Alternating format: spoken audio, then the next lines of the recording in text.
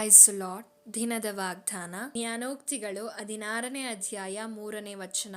ನಿನ್ನ ಕಾರ್ಯಭಾರವನ್ನು ಯೆಹೋವನಿಗೆ ವಹಿಸಿದರೆ ನಿನ್ನ ಉದ್ದೇಶಗಳು ಸಫಲವಾಗುವು ಎಂದು ಮುಂಜಾನೆ ದೇವರು ನಮ್ಮ ಸಂಗಡ ಮಾತನಾಡುತ್ತಿರುವಂತ ವಿಷಯ ಏನಂದ್ರೆ, ನಿಮ್ಮ ಕಾರ್ಯಭಾರವನ್ನ, ನಿಮ್ಮ ಜೀವಿತದಲ್ಲಿ ಇಂದು ಯಾವ ಯಾವ ಕಾರ್ಯಭಾರಗಳಿದೆಯೋ ಅದನ್ನೆಲ್ಲ ನೀವು ದೇವರಿಗೆ ಒಪ್ಪಿಸುವಾಗ ನಿಮ್ಮ ಜೀವಿತದಲ್ಲಿರುವಂತ ಆ ಉದ್ದೇಶಗಳು ಸಫಲವಾಗುವು. ನೀವು ಕೈ ಹಾಕುವ ಕೆಲಸಗಳಲ್ಲಿ ನೀವು ಆಶೀರ್ವಾದವನ್ನ ಕಾಣಲಿಕ್ಕೆ ಸಾಧ್ಯವಾಗ್ತದೆ.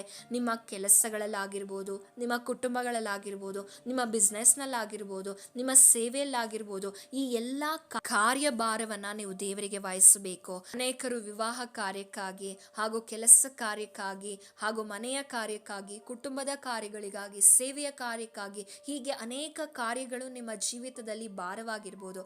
ಆದರೆ ದೇವರಿಗೆ ಒಪ್ಪಿಸಿರಿ, ದೇವರದನ್ನು ಸಫಲ ಮಾಡುವರು. ದೇವರ ಆಶೀರ್ವದಿಸಲಿ.